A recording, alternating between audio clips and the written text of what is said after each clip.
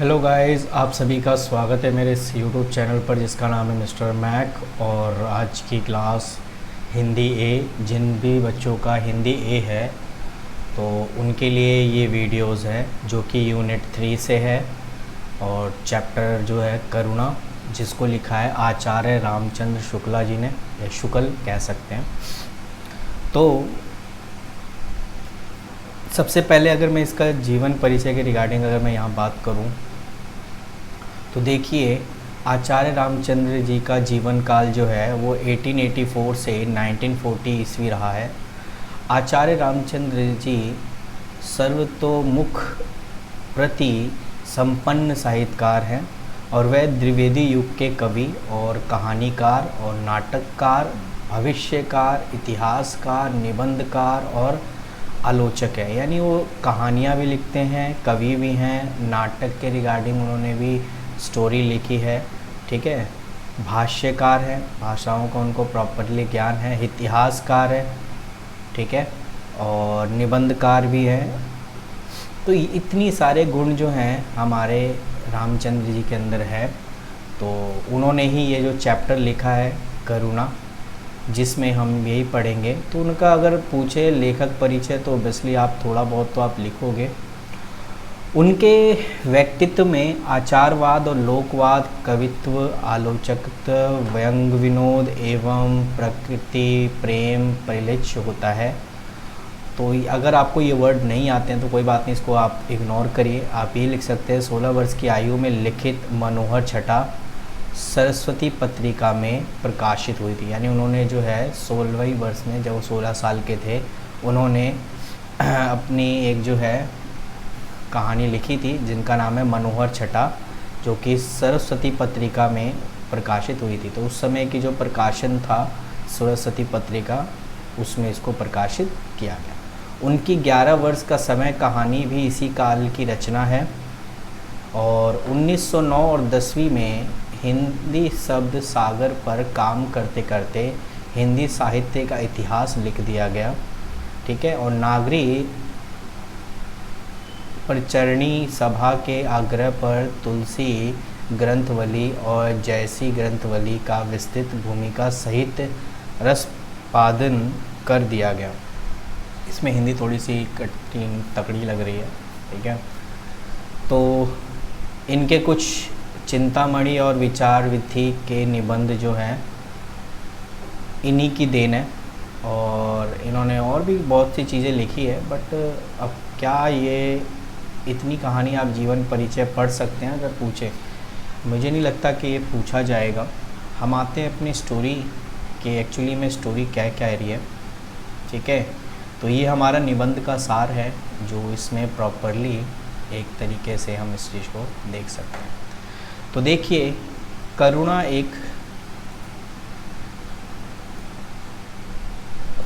एक भाव एवं मनोविकार है। साहित्य के लिए ही नहीं, मानव जीवन के लिए भी वह सबसे महत्वपूर्ण है। करुणा, दया, ये जो है आप जो है किस तरीके से सामने के ऊपर दिखा रहे हो, ये सारा जो है मनोविज्ञान से संबंधित है। तो कह रहा है शुक्ल जी ने मनोविज्ञान संबंधी लेख लिखे, साहित्य के भाव पक्ष का एक नए समाज के साथ जोड़कर समझने की क्षमता विकसित करने के लिए करुणा मनुष्य को जोड़ने वाला एक भाव है, ठीक है। यानी करुणा जो है एक तरीके से हम ये कह सकते हैं, ये मनुष्य को जोड़ने वाला एक भाव है। क्योंकि देखो, भाईचारा होना बहुत ज़रूरी है। अगर मैं किसी से घृणा कर रहा हूँ, उसकी कोई भी चीज़ पे जल रहा हूँ, तो कहीं ना कहीं मेरे अंदर एक नेगेटिव जो है पर्सनैलिटी आ रहा है, जिससे कोई भी मुझसे बात नहीं करेगा, ठीक है। इससे क्या है कि मैं लोगों से धीरे धीरे दूर होता जा रहा हूँ। वहीं अगर आपके अंदर करुणा है, दया है, कि आप जो है अप्रिशिएट भी कर रहे हो या आप उनके सुख दुख में साथ दे रहे हो, तो कहीं ना कहीं आप जो है लोगों के साथ जोड़ने का एक प्रॉपरली काम कर रहे हो।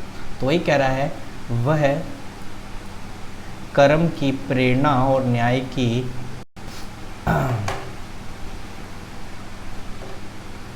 कहाँ है जी, हाँ जी, कर्म की प्रेरणा और न्याय की उत्तेजना देने वाला भाव है, ठीक है।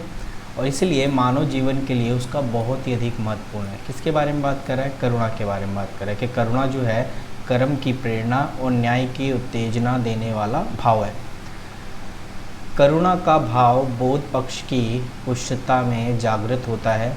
बच्चा दुख के बाह्य लक्षणों का संबंध आंतरिक अनुभूति के साथ जोड़कर करुणा का अनुभव करता है। देखो, जब कोई भी बच्चा जो है एक तरीके से दुख होता है उसके अंदर, तो अब आप देखे होंगे कोई भी बच्चा जो है उसके लक्षण जो भी है वो एक कैसे इस चीज़ को, अब अगर आप किसी बच्चे को कोई भी टॉफ़ी दे रहे हो या आपसे टॉफ़ी छीन रहे हो तो उसके अंदर किस तरीके की गिरना आ जाती है कि ये बंदा बुरा है, इसने मेरी टॉफ़ी छीन ली। शुरू से आप इसमें देखो कि एक नेगेटिव पोर्शन हम उस चीज़ में कर रहे हैं। वहीं अगर हम उस बच्चे को टॉफ़ी हम अपनी तरफ से दे रहे हैं, उसे मार नहीं रहे हैं, हम उसे प्यार कर रहे हैं, तो कहीं ना कहीं ये करुणा का ही एक भाव हमारे में आता है। सहानुभूति की तीव्रता भी बोध पक्ष की पुष्टता में ही संभव है। करुणा से आचरण की परिकृष्ट हो जाता है। कृतज्ञता का भाव अनायास श्रद्धालु बना देता है। ठीक है, यानी आप एक तरीके से देख सकते हो ये कुछ वर्ड इतने खतरनाक वाले हैं ना, अगर आपको इसकी हिंदी आती होगी तो बढ़िया है, अदरवाइज़ दिक्कत हो सकती है आपको। ठीक है, कृतज्ञता का मतलब नॉर्मली आप कह दो कि क्षमा प्रार्थी टाइप का जो है, ठीक है ना। अनायास श्रद्धालु बना देता है। मनुष्य की प्रवृत्ति में शील, सत्याविकता का आदि संस्थापक यही मनोविकार है। यानी जितनी भी चीज़ें यहाँ पे कही है सारे पॉजिटिव वेव है जो हमारे अंदर हैं। करुणा की निष्पक्ष क्रिया देखकर मैकडूगल ने भी इसकी अहिकुरता का विस्तृत वैज्ञानिक निरूपण किया। अर्थात करुणा का भाव कैसे बिना कारण या खुद उमड़ पड़ता है, उसके पीछे कोई स्वार्थ नहीं रहता। करुणा का भाव एक तरह से कह सकते हैं, करुणा भाव की व्यापकता को अनुभव करते हुए हमारे यहाँ भी एको रसः करुणा एवं तक कहा गया। आचार्य शुक्ल ने करुणा के भाव की निरपेक्षता, आंतरिकता, बोधगम्यता, आचरण, संस्थापकता, व्यापकता आदि को प्रकट किया। इतने सारे जो वर्ड इन्होंने बोले कि एक तरीके से जो जो चीज़ें इसमें बोला कि निरपेक्षता, आंतरिकता, बोधगम्यता, आचरण, संस्थापकता, व्यापकता आदि को प्रकट किया। करुणा की व्यापकता अनेक विध प्रकट की गई है। करुणा दुखात्मक भाव है, यह क्रोध का विपरीत भाव है। ठीक है, यानी अगर आप क्रोध करते हो तो ये लिख लो कि ये जो है करुणा उसका जस्ट विपरीत भाव है। ठीक है, और ये एक तरह से कह रहा है कि दुखात्मक भाव है करुणा। अगला नेक्स्ट कह रहा है क्रोध में पर हानि की चेष्टा की जाती है। क्रोध में पर हानि की चेष्टा की जाती है, लेकिन करुणा में लोगों की भलाई का उद्योग किया है। आप यहाँ से आप मेन चीज़ समझ सकते हो। अगर आपको ऊपर की कोई भी चीज़ें समझ में नहीं आती है, आप यहाँ से इस चीज़ को देख सकते हैं। देखो, अगर आप किसी से क्रोध हो तो कहीं ना कहीं आप उसको मारोगे, पीटोगे, है ना। वहीं करुणा का मतलब यहाँ पर ये हो जाता है कि आप उसकी भलाई का एक तरीके से मोटिव कर रहे हो कि अगर उसने कोई गलती भी कर दी है तो आप उसे मारने के या उस पर क्रोध करने की जगह बस आप उससे क्षमा कर दीजिए। ये एक बड़ी बात। तो कहते हैं ना कि मारने से बड़ा जो है क्षमा करने वाला बड़ा होता है। तो कहीं ना कहीं ये बात यहीं से निकल कर आती है कि किस तरीके से ये चीज़ें कही गई है। नेक्स्ट कह रहा है इसमें किसी पर प्रसन्न होकर भी उसकी भलाई की जाती है। पात्र की भलाई दुखद और आनंद दोनों वर्गों में रखी गई है। मतलब कह दो कि करुणा जो है आप प्रसन्न होकर भी और दुखद में भी इसका कर सकते हो। आनंद वर्ग में मनोविकार में भी भलाई की ही उत्तेजना की जाती है। आनंद वर्ग के मनोविकारों में भी, यानी अगर आप खुश रहते हो, आनंद वर्ग में खुश रहते हो तो आप कहीं ना कहीं भलाई की ही बात करते हो। अगर आप एक पॉजिटिव में हो, आप अच्छे, तो आपको लगता है यार मेरे को अच्छे काम करने चाहिए। ठीक है, तो आप देखिए कि कहीं ना कहीं आप जब खुश हैं तो कहीं ना कहीं आप एक तरीके से भलाई के काम के बारे में। वहीं अगर आप परेशान हैं, दुख है और आपके पास कोई भिखारी आ गया और कहता भाई साहब आप दे दो, तो फिर आप 10 बार सोचोगे भाई मैं इसे क्यों दूँ, मैं खुद नहीं कमा पा रहा तो इसको मैं क्या दूँ। तो आप देखिए किस तरीके से हमारे अंदर करुणा का एक होता है।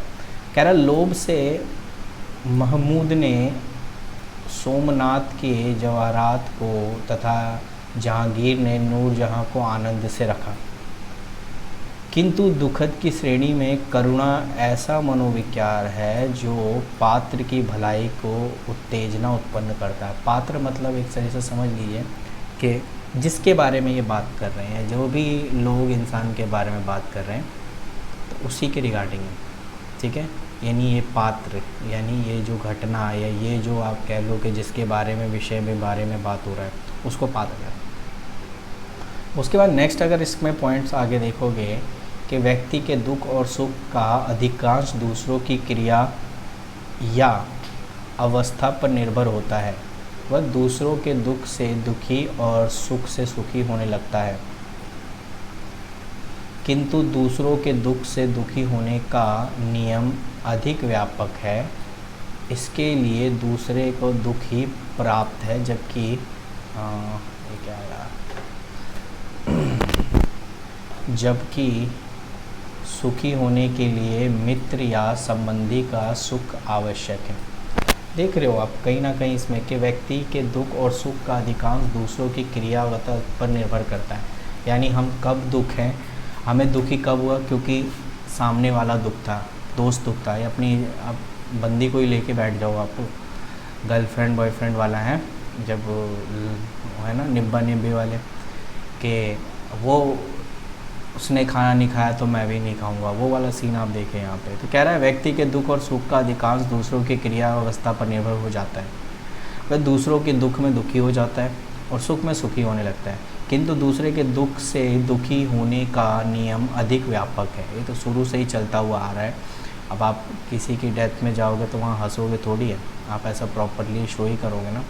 इसके लिए दूसरे का दुख ही पर्याप्त है, प्राप्त नहीं ऐसा पर्याप्त है यानी काफ़ी है, जबकि सुखी होने के लिए मित्र या संबंधी का सुख आवश्यक है, ठीक है। मनुष्य में सील और सात्विकता का भाव करुणा से आता है। शीलता यानी कितना सुशील है वो, ठीक है, कितना सत्यवान है, ये सारी चीज़ें करुणा से आता है। प्रत्येक प्राणी के जीवन का उद्देश्य जीवन दुखी की निवृत्ति और सुखी की प्राप्ति है। कहीं ना कहीं वो चाहता है कि मैं जो है दुख से दूर रहूं और मुझे जो है सुखी सुख मिलता रहे। तो ऐसा हो नहीं सकता, एक सिक्के के दो पहलू होते हैं, ठीक है। अगर आपके साथ अभी बुरा हो रहा है तो आप इंतज़ार करिए, क्या पता आपके लिए कुछ अच्छी चीज़ें हों। तो इस चीज़ को थोड़ा सा अपने ध्यान में रखना है। शुभ और सात्विक है, दूसरों का दुख दूर करना और दूसरों को दुख ना पहुंचाना, इन दोनों बातों का निर्वाह करने वाला नियम ना पालने का दोषी हो सकता है, पर दुशीलता या दुर्भाव का नहीं। सदा सत्य बोलना, बड़ों का कहना मानना आदि नियम के अंतर्गत है, सील एवं सद्भाव के अंतर्गत नहीं, ठीक है। और नियमशील या सद्वृत्त का साधक है और समकश नहीं, ठीक है। इसीलिए कुछ धर्म ग्रंथों में भी किसी भी अवस्था में झूठ बोलने की स्वीकृति दे दी गई है। देख रहे हो, कुछ हद तक आप झूठ बोल सकते हो जब तक सामने वाले को ठेस ना पहुँचे, तब तक के लिए काम चल सकता है, ठीक है। क्योंकि हम कहते हैं ना कि झूठ उतना ही बोलो जो सामने वाले के ठेस ना पहुँचे। तो वही कह रहा है कि इसलिए कुछ ग्रंथों में भी किसी अवस्था में झूठ बोलने की स्वीकृति दे दी गई है, लेकिन ऐसा नहीं है कि आप जो है हर बार पे झूठ बोलोगे, नहीं। हमें कहीं ना कहीं कुछ चीज़ों को देखकर ही उसके रिगार्डिंग फ़ैसला लेना पड़ता है। जैसे डॉक्टर है, अब हमें पता है कि डॉक्टर एकदम से आपको ये चीज़ नहीं बताता कि आपको क्या है, कि अगर बड़ी बीमारी एकदम से नहीं बताएगा आपको, ठीक है। तो फिर कैसे बताएगा? तो उस केस में आप देखिए, आपको थोड़ा सा कहता है कि कुछ नहीं करते, फिर आपके पेरेंट्स के किसी बड़े से बात करता है, फिर उनको वो बातें बताता है, और जब वो चीज़ें आती हैं तो भी बात आपसे छुपाई जाती है कि नहीं। अगर उसको ये चीज़ पता चल गई कि इसे ये बीमारी है तो फिर वो खुद ही टूट जाएगा। तो आप देखिए कहीं ना कहीं इस चीज़ को इसमें रखा गया है, ठीक है। कहता है कि मनुष्य के अंतःकरण में सात्विकता जगाने वाली करुणा है, ठीक है, यानी अंदर की आत्मा को एक तरीके से बताना, जगाना।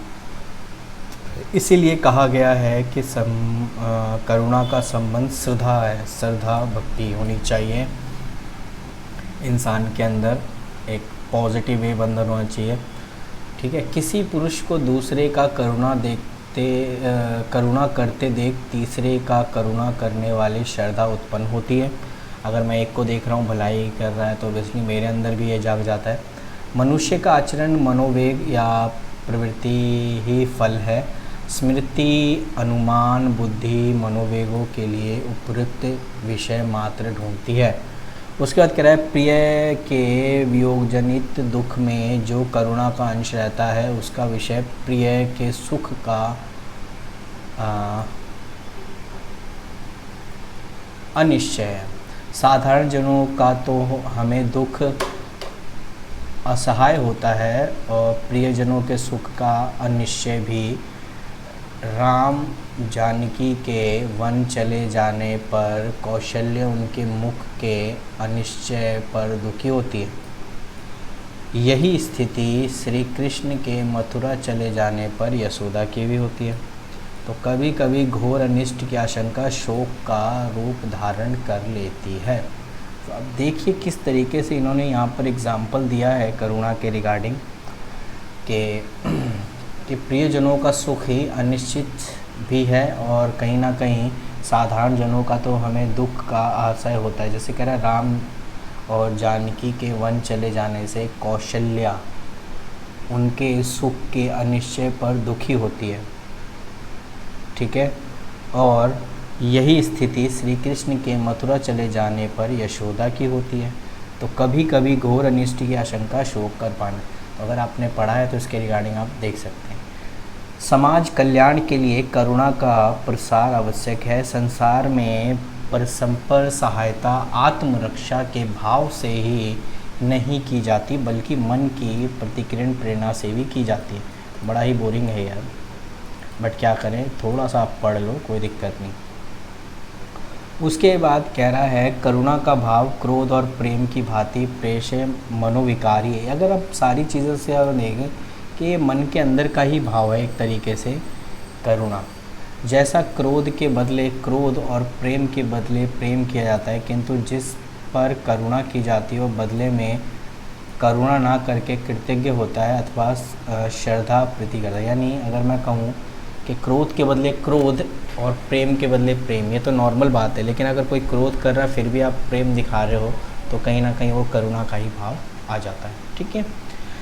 उसके बाद मनुष्य के प्रत्यक्ष ज्ञान में देश और काल की सीमा अत्यंत संकुचित होती है। स्मृति अनुमान उपलब्ध ज्ञान के सहारे वह अपना देश व काल संबंधी विस्तार बढ़ाता है। स्मृति और अनुमान और मनोवेगों के लिए विषय उपस्थित करते हैं। मनुष्य की सजीवता मनोवेग या प्रवृत्ति में ही है। तो ये कुछ ऐसे वर्ड हैं जो आपको भी परेशान कर रहे हैं, हमें भी परेशान कर रहे हैं।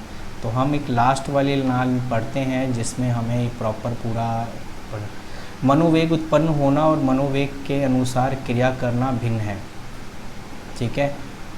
अनुसारी परिणाम के निरंतर अभाव से मनोवेगों का अभ्यास भी घटने लगता है। जीवन में मनोवेग के अनुसार परिणाम का विरोध प्राय 3 वस्तुओं में होता है।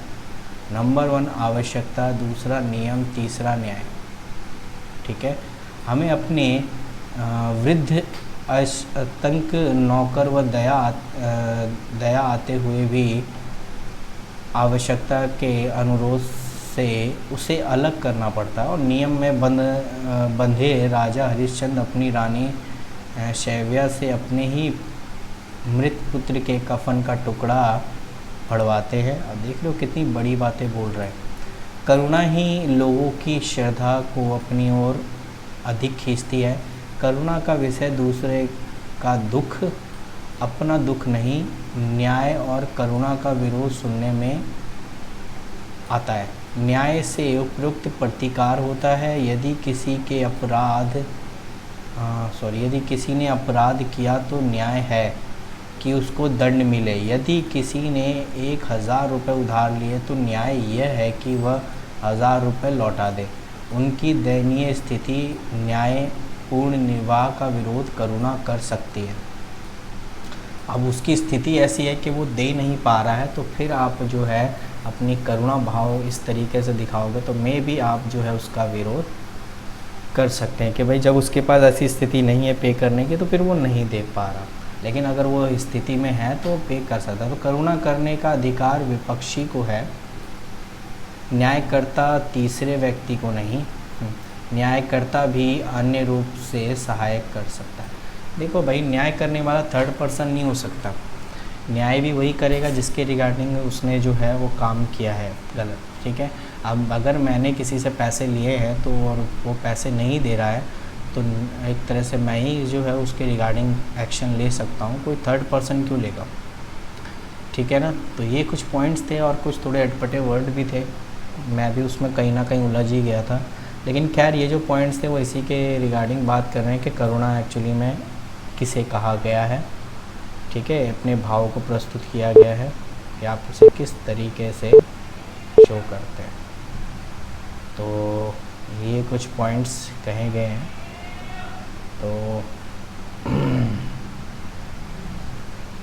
तो आई होप आपको ये वीडियो पसंद आई होगी। इस चैप्टर में तो इतना ही कुछ था। आगे की वीडियो के लिए आप जो है जुड़े रहिए मेरे इस यूट्यूब चैनल पर जिसका नाम है मिस्टर मैक, और अपडेट बनाए। Thank you.